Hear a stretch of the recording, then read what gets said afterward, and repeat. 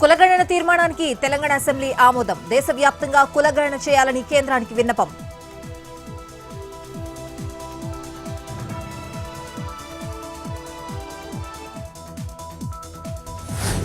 SC వర్గీకరణకు ప్రభుత్వం కట్టుబడి ఉంది. సుప్రీంకోర్టు తీర్పును అమలు చేస్తామన్న సీఎం రేవంత్ రెడ్డి. అన్ని రాష్ట్రాల కంటే ముందే ఎస్సీ వర్గీకరణ అమలు చేస్తామని వెల్లడి. 30-40 ఏళ్ల కల నేడు సాకారమవుతోందన్న మంత్రి దామోదర. ఎస్సీ వర్గీకరణతో కొందరిలో భయం, అభద్రతా భావం కలుగుతోందని వ్యాఖ్య. ఎవరి ప్రయోజనాలకు ఇబ్బంది కలగదని స్పష్టత. సామాజిక న్యాయం ఎక్కువ కల్పించింది కాంగ్రెస్ పార్టీ అని కామెంట్.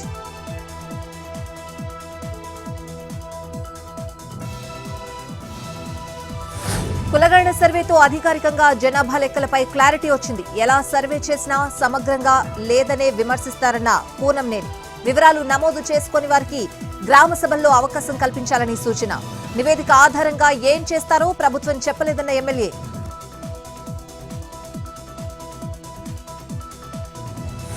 ఆధార్ ప్రకారం 2023 వరకు మన తెలంగాణ జనాభా 3.80 కోట్లు. నేను ఒక్క ముస్లింకే కాదు అన్ని వర్గాలకు ప్రతినిధి అన్న అక్బరుద్దీన్. ఏఈ టెక్నాలజీతో జీహెచ్ఎంసీలో సర్వే చేయాలన్న ఎమ్మెల్యే. ఫేక్ ఆధార్ కార్డులు ఎన్ని ఉన్నాయో తేలుద్దామని వ్యాఖ్య.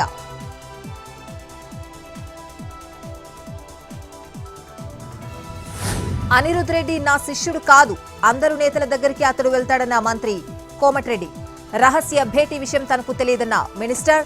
బీసీల సభ పెట్టడం తప్పు కాదు, కానీ ఇతర కులాలను తిట్టడం సరికాదని వ్యాఖ్య.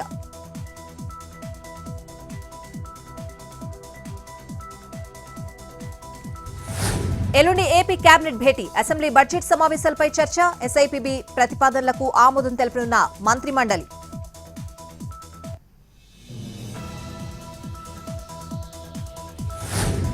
వికసిత్ భారత్ మా లక్ష్యం. 10 ఏళ్లలో 25 కోట్ల మంది పేదరికం జయించారన్న ప్రధాని. పేదలకు ఇప్పటి వరకు 4 కోట్ల ఇళ్లు నిర్మించామని వెల్లడి. 5 ఏళ్లలో 12 కోట్ల మందికి మంచినీటి వసతి కల్పించామన్న పీఎం. ఢిల్లీలో అమిత్ షా అధ్యక్షతన కీలక సమావేశం. జమ్మూ కశ్మీర్లో భద్రతా పరిస్థితిపై సమీక్ష. కుల్గాం జిల్లాలో టెర్రరిస్టుల దాడి తర్వాత అలర్ట్ అయిన కేంద్రం. తెలుగుదేశం పార్టీ దౌర్భాగ్య స్థితిలో ఉందన్న కాకాణి. తమ పార్టీ అభ్యర్థులను గెలిపించుకున్నామని చెప్పే సత్తా ఉందని ప్రశ్న. టీడీపీకి మద్దతిచ్చిన కార్పొరేటర్లు, కౌన్సిలర్లు రాజీనామా చేసి గెలవాలని డిమాండ్.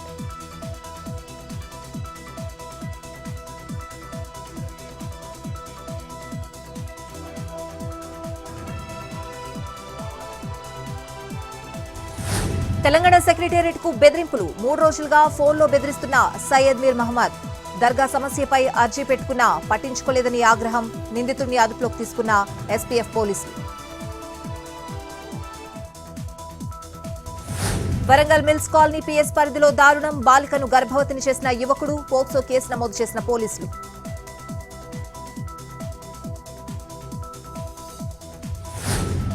అంబేద్కర్ కోనసీమ జిల్లాలో మతిస్థిమితం లేని వృద్ధురాలి పెన్షన్ స్వాహా. అమలాపురం బస్టాండ్ వద్ద వదిలేసిన కుటుంబ సభ్యులు.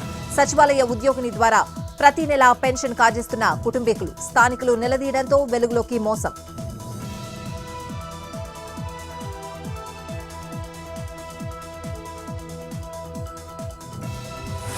మేడ్చల్ జిల్లా పోచారం ఐటీ కారిడార్లో కారులో మంటలు. షార్ట్ సర్క్యూట్తో వాహనంలో చెలరేగిన మంటలు. అనోజిగూడ ఫ్లైఓవర్ పై ఘటన. మధ్యప్రదేశ్ ఇండోర్లో కలకలం. 2 ప్రైవేట్ స్కూళ్లకు బాంబు బెదిరింపులు. తనిఖీల తర్వాత పేలుడు పదార్థాలు లేవని తేల్చిన పోలీసులు.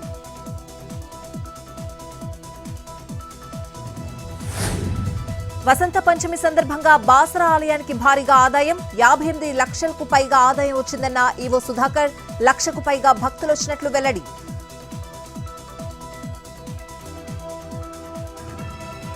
మంచిర్యాల జిల్లా కాశీపేట మండలంలో పెద్ద పులి సంచారం. పెద్దనపల్లి, దుబ్బగూడెం గ్రామాల మధ్య పత్తిచేలలో పులి పాదముద్రలు.